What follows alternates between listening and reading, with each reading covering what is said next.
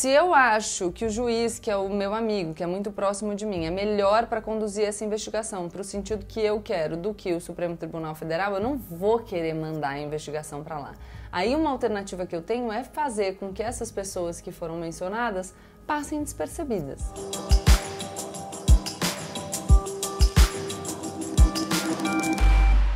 Olá pessoal, como eu sempre digo, a partir de agora, menos emoção e mais razão. Aproveita para deixar o seu like nesse vídeo, se inscrever no canal e compartilhar o vídeo com seus amigos. Bom, hoje a gente vai falar de uma treta que tá rolando aí, a gente tem visto algumas notícias, tá tentando entender melhor o que é, mas é a treta entre a Procuradoria-Geral da República, capitaneada pelo Augusto Aras, Procurador-Geral da República, indicado pelo presidente Jair Bolsonaro, e a Força-Tarefa da Lava Jato no Paraná, que tem como seu expoente aí o procurador Deltan Dallagnol, que é uma figura conhecida de todos vocês, aposto. Essa treta envolvendo a Procuradoria-Geral da República e a Força-Tarefa do Paraná tem a ver com as críticas feitas pela PGR a esse excesso de autonomia que a Força-Tarefa do Paraná tem demonstrado.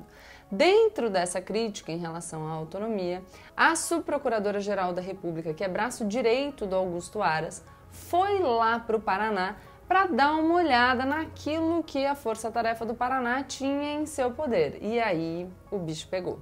Acabei aqui de ouvir da Marina que o termo adequado seria azedou o patê. A subprocuradora Lindora Araújo é coordenadora do grupo responsável pela Lava Jato lá em Brasília e, como vocês sabem, ela foi indicada pelo Augusto Aras, ela é considerada o braço direito do Augusto Aras. Nos dias 24 e 25 de junho, a Lindora vai lá para o Paraná visitar a Força-Tarefa da Lava Jato no estado e, segundo a PGR, ela foi para ter acesso, vou ler aqui, a informações globais sobre o atual estágio das investigações e o acervo da Força-Tarefa, para solucionar eventuais passivos. Um dos papéis dos órgãos superiores do Ministério Público Federal é o de organizar as forças de trabalho. Então o que ela está falando é, quero dar uma olhada no que tem aqui, porque eu preciso organizar tudo, já que eu estou representando a Procuradoria-Geral da República, a gente está falando do Ministério Público Federal. E aqui vale, assim, uma observação muito importante.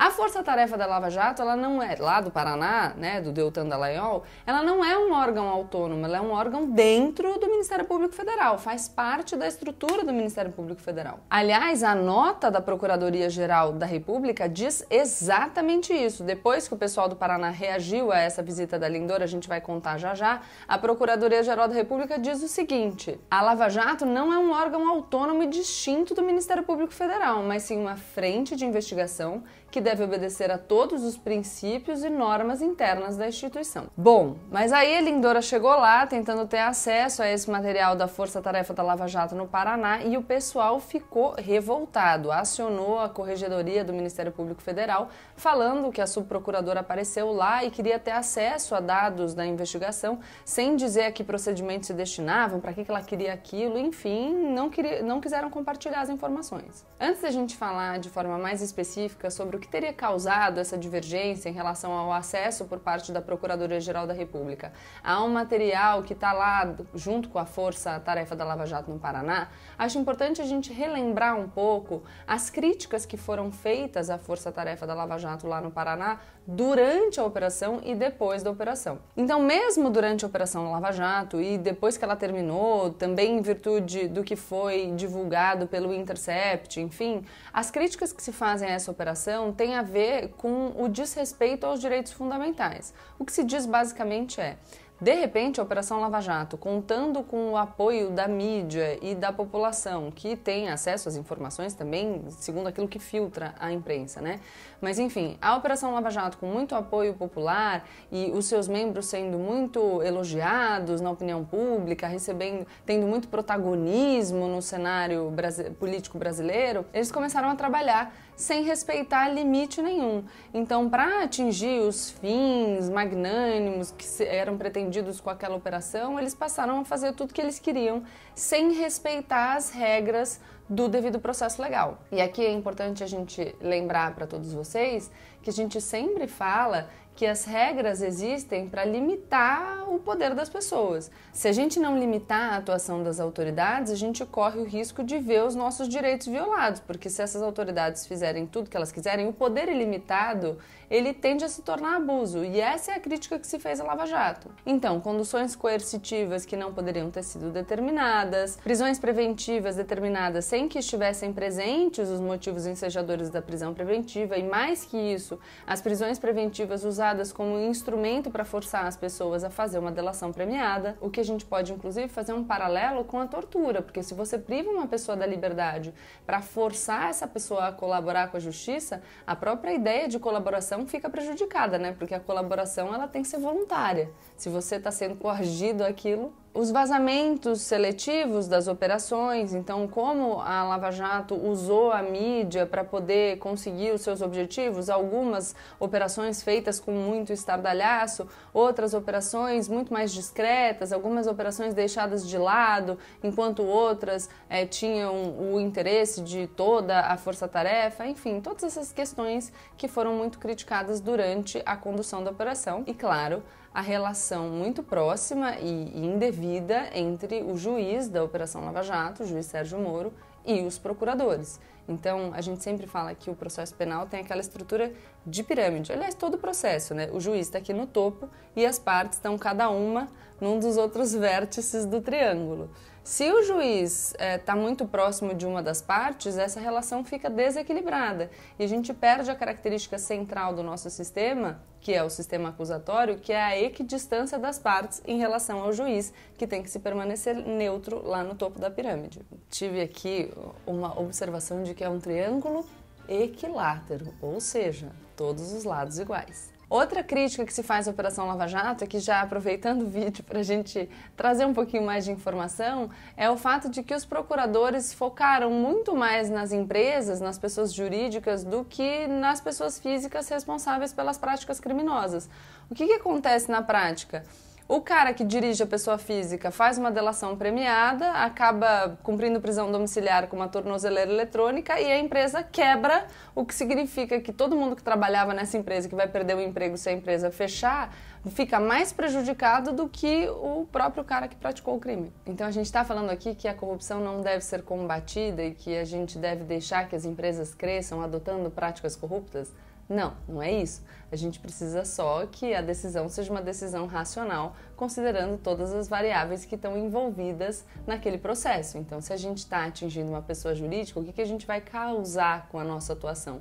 Porque, eventualmente, o dinheiro que você recupera pode ser menor do que o prejuízo que você causa. Aliás, alguns estudos sobre a Operação Lava Jato dizem exatamente isso. Tá, mas eu fiz aí a maior volta só para falar um pouco para vocês sobre todas as acusações de violações de direitos fundamentais e de más práticas aí da Operação Lava Jato, para falar sobre um ponto específico que tem a ver aí com essa briga entre a PGR e a Força Tarefa do Paraná, que é um sistema de gravações. De gravação de telefone. Então, vocês já devem saber, se acompanham um processo penal, que muitas investigações começam com uma interceptação telefônica.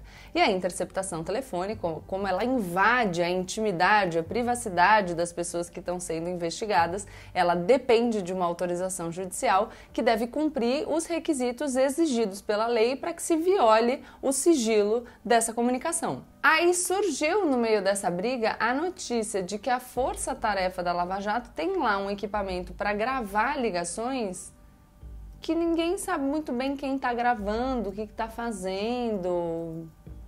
Aí vocês vão dizer para mim, Gabriela, mas é impossível que a Força Tarefa do Paraná tenha lá um equipamento que está gravando indiscriminadamente as pessoas. Pois é, então não. Porque a justificativa aqui dada pela Força Tarefa do Paraná é que foi um equipamento adquirido para gravar as chamadas recebidas pela própria equipe, porque a equipe estaria sendo ameaçada, e que por equívoco operacional, algumas gravações iniciadas em 2016 permaneceram sendo feitas até hoje, porque os usuários desse sistema de gravação esqueceram de solicitar que ele fosse desligado. E aí o Dallagnol reclamou que essa informação sobre esse sistema de interceptação telefônica foi uma informação plantada na imprensa depois da visita da subprocuradora-geral. Quer dizer, o Dallagnol agora está incomodado com essa utilização indevida da imprensa.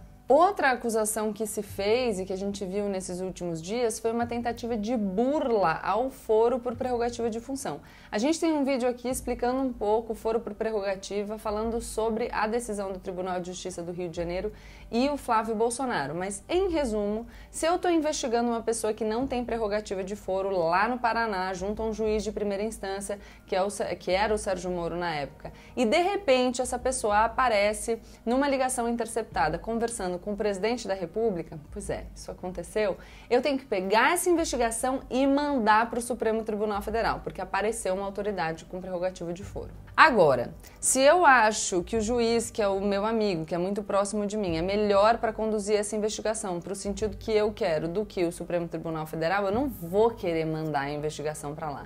Aí uma alternativa que eu tenho é fazer com que essas pessoas que foram mencionadas passem despercebidas. E é isso que estão dizendo que a Força Tarefa fez, porque em alguns casos, personalidades importantes do nosso cenário político foram mencionadas pela Força Tarefa da Lava Jato de um jeito que pouca gente vai conhecer.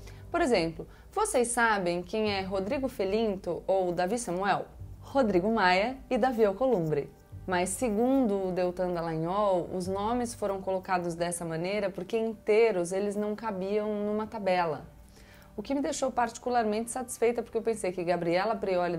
Ai, se bem que eu usei meu segundo nome. Que erro. Acho importante dizer também que essa não é a primeira vez que existe um atrito entre a Força Tarefa lá do Paraná e a Procuradoria-Geral da República. Isso já aconteceu com a ex-Procuradora-Geral da República, Raquel Dodge, principalmente envolvendo aqueles fundos. Lembra que os procuradores criaram um fundo para pegar o dinheiro que eles recuperavam nos acordos de colaboração premiada e jogar lá num fundo que seria gerido pelos próprios procuradores? Sim, pois é. Então...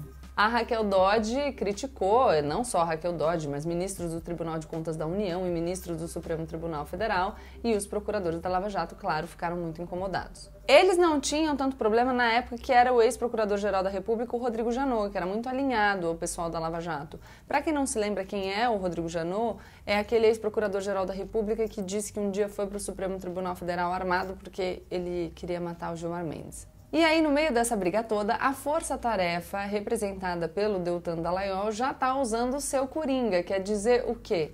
Estão querendo esvaziar a Operação Lava Jato. Porque toda crítica que se faz à Operação Lava Jato, a saída é sempre essa. O que eles dizem é essas pessoas querem enfraquecer o combate à corrupção e por isso elas estão criticando a Lava Jato. Como se a força-tarefa da Lava Jato fosse infalível, como se não fosse possível fazer qualquer crítica aos procuradores ou ao ex-juiz Sérgio Moro. Como se toda pessoa que fizesse alguma crítica à Operação Lava Jato ou que quisesse saber mais como se desenvolveu a Operação Lava Jato tivesse necessariamente que ser uma pessoa mal intencionada que não quer que a corrupção deixe de ser um problema no Brasil. O que, obviamente, não é verdade. O mundo não está dividido entre pessoas boas e pessoas más. O fato de você querer se assegurar que a força-tarefa da Lava Jato não superou limites indispensáveis na condução das investigações e dos processos não significa que você não queira combater a corrupção. Aliás, a exigência de que todo mundo, inclusive os procuradores, inclusive os juízes, se submetam às leis e aos procedimentos previstos na legislação para que sejam respeitados os direitos individuais, é ponto fundamental para que se combata a corrupção efetivamente. Porque se a gente, para combater a corrupção, estiver descumprindo a lei...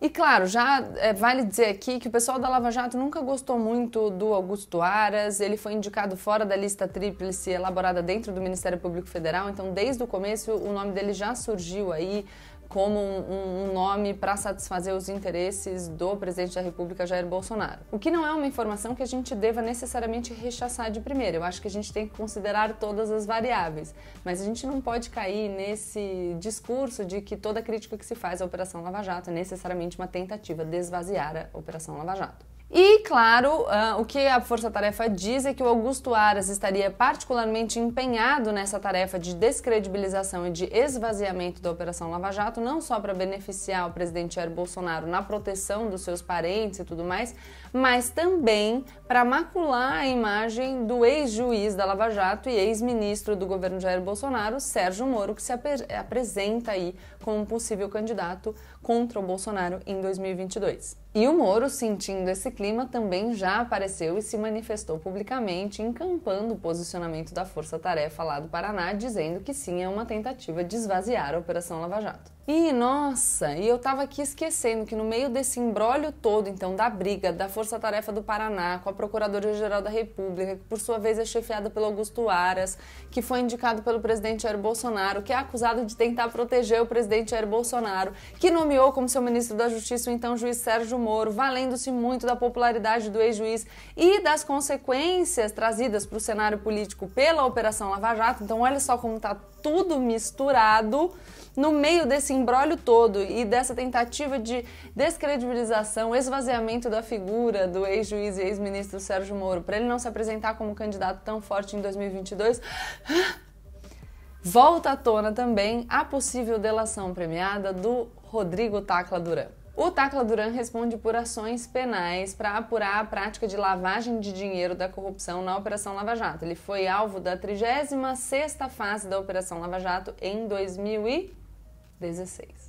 O Tacla Duran diz que o Carlos Zuccolotto Júnior, que é amigo pessoal e foi padrinho de casamento do ex-juiz e ex-ministro Sérgio Moro, teria participado da extorsão que ele sofreu para não ser preso pela Operação Lava Jato. Essa operação, que tinha sido arquivada em 2018, foi resgatada agora pelo Procurador-Geral da República, Augusto Aras, e claro, o ex-ministro e ex-juiz Sérgio Moro ficou muito pistola. Então, acho que deu para fazer um panorama geral dessa briga aí entre Força-Tarefa da Operação Lava Jato lá no Paraná e a Procuradoria-Geral da República, entendendo um pouco quais são as acusações que pesam sobre a condução das investigações durante a Operação Lava Jato, então essas violações de direitos fundamentais, e a gente percebe um pouco a resistência da Força-Tarefa do Paraná de garantir o acesso dentro da própria instituição, dentro do próprio Ministério Público Federal, a informações relativas a essa operação. E aí eles se defendem fazendo sempre esse argumento de o bem contra o mal, então que todo mundo que de alguma maneira faz uma crítica ou tenta entender melhor como funcionou a Operação Lava Jato é uma pessoa que necessariamente é contra o combate à corrupção. Esse é um argumento muito simplista que se insere numa lógica de interpretação do mundo que é binária, o bem contra o mal, e não dá conta de entender o mundo complexo como ele é.